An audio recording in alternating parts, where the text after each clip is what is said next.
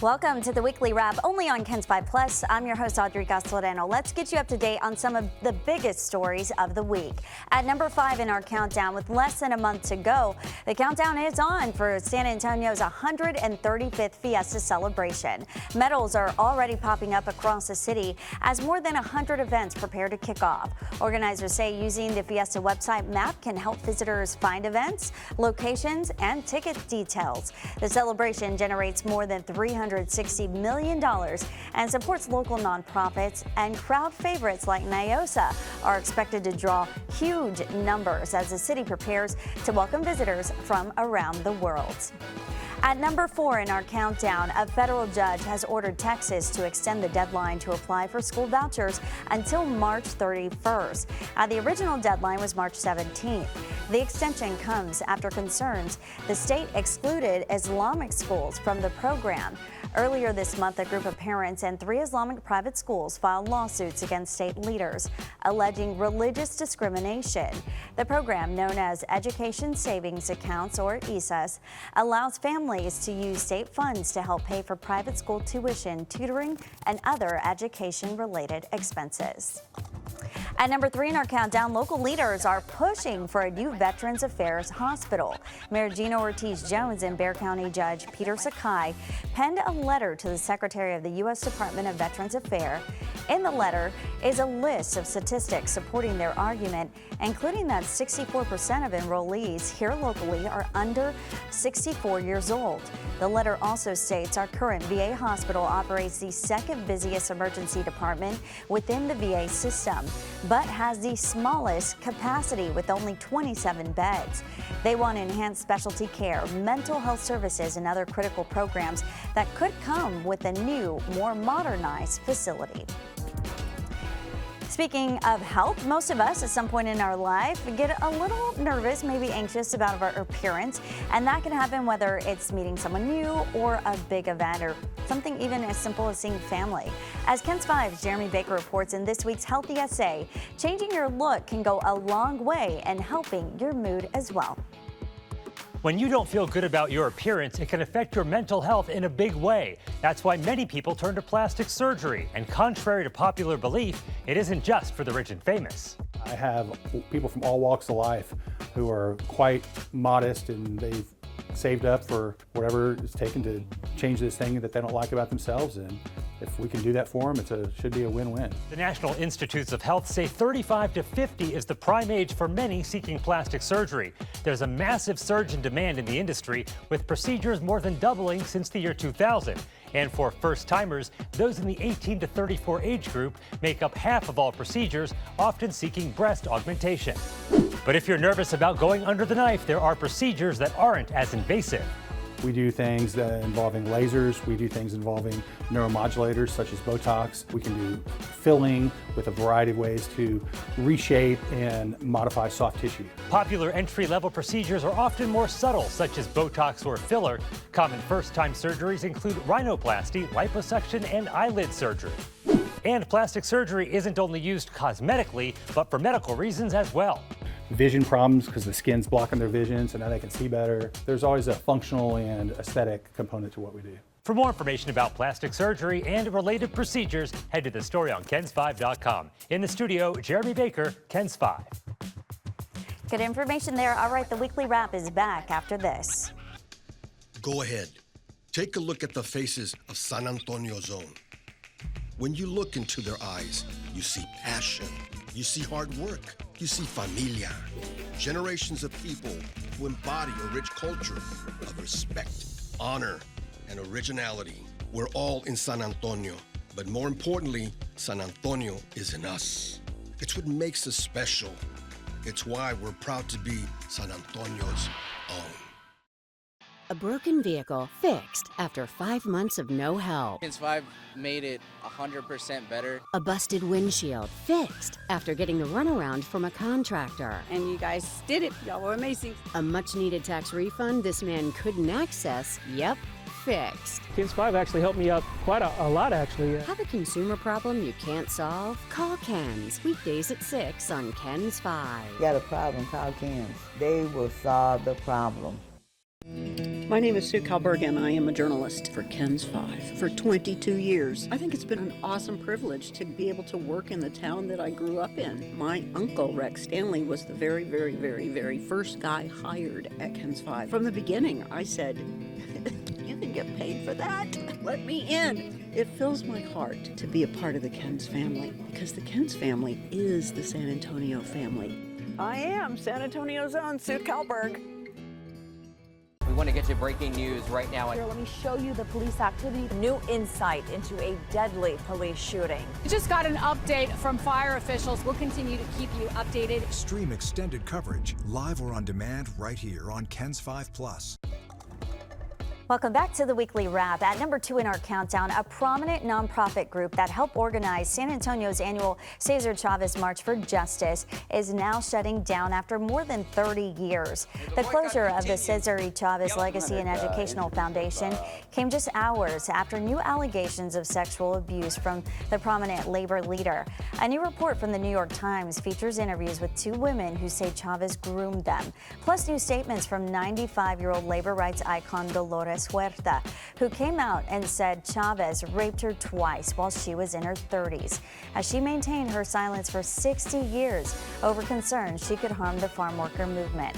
Now, Henry Rodriguez, who you see here, executive director of the local LULAC chapter, met both Huerta and Chavez several times over the years. A lot of our people work the fields under terrible conditions, and we have to give that movement a lot of credit for what they did, both Cesar and Dolores Huerta. And but of course, it's so disappointing to know that we had a hero that we elevated so high, and it's a severe blow. Rodriguez also helped champion the renaming of a street downtown to Cesar Chavez Boulevard.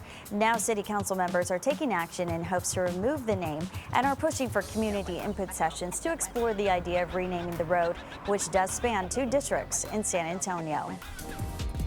All right, now to a local man who still did not have his W-2 by the beginning of March and was unable to do his taxes. And while he was trying to get his employer to mail the W-2, he just wasn't having any luck. That employer actually was the U.S. Postal Service, and finally, the man called KENS 5, and our Andrew Moore went to find out what was going on. Jesus de Hoyos worked for the post office multiple months last year, but he was still waiting for his W-2 in March of this year. Fortunately, after KENS 5 got involved, the Postal Service sent that in less than a week. I really want to file my taxes. I always file my taxes in time. Jesus de Hoyos was still waiting on mail from the U.S. Postal Service. I just need my W-2. He had called his local office, and then called the main office on Perrin Vital, and called the headquarters in Minnesota, and emailed the headquarters in Minnesota, but he just got more directions. So I have to fax it to him or I have to mail it, which is ironic. So de Hoyos then tried faxing a written request, and he still didn't get anything back. Finally, he called KENS 5. At this point, I just don't know what else to do. KENS 5 then contacted the U.S. Postal Service, and they sent him a letter the very next day. So this came first. But that letter did not contain a W-2. Instead, it contained a written request for de Hoyos to send the post office back a written request so that he could then send him back a W-2. That just kind of was confusing. Still, after KENS 5 sent the post office another email that pointed out he did already ask for this in writing, the post office then sent him a W-2 the next day. But I got my W-2. Very relieved. I can file my taxes and I won't have to worry about it anymore. The post office sent KENS 5 a statement that said the Postal Service does not publicly comment on personnel matters due to privacy concerns. However, local management is currently working with the former employee to resolve the issue. De Hoyos is just glad he'll be able to do his taxes on time, after all, and he's glad he called KENS 5. KENS 5 was able to help me, so if you have any challenges out there, just call KENS 5 and Agent Drew will be on that. The post office did not have any further comments except to say they were glad it was resolved. For Call KENS, Andrew Moore, KENS 5. Wow, what a headache. Glad he got it figured out. The Weekly Wrap will be back after this. Go ahead. Take a look at the faces of San Antonio Zone. When you look into their eyes, you see passion, you see hard work, you see familia. Generations of people who embody a rich culture of respect, honor, and originality. We're all in San Antonio, but more importantly, San Antonio is in us. It's what makes us special. It's why we're proud to be San Antonio's own. Talked to this police officer, and she told me to call Ken 5. Every week, Ken's 5 is looking out for San Antonio's own. The next day after you left, they sent a professional AC guy, and my AC is working now. If you've been wronged by someone, it was shocking. Clearly, something went wrong. Or a business, I couldn't believe it was happening. Just call Ken's. Weekdays at 6, only on Ken's 5. I got my vehicle back. I'm rolling again, so call Ken 5 to help you if you need help too. Born and raised on the northwest side of San Antonio, Texas. Generations of my family have been from this part of Texas. I have Fiesta roots, I have Spurs roots, I have Texas Fighter roots. Played basketball at Clark. Basketball was a huge part of my life for 16 years. My comfort dish, a plate of chilaquiles with salsa verde. I grew up watching Ken's 5. I am who I am because of this beautiful city. I hope that they can find a sense of pride knowing that their creation is helping deliver them the most important news of the day. I'm Alicia Nieves, and I'm proud to be from this beautiful city. If you want a meal that will make you say, so good!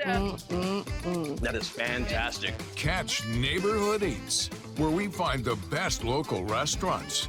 Streaming now on Ken's 5 Plus.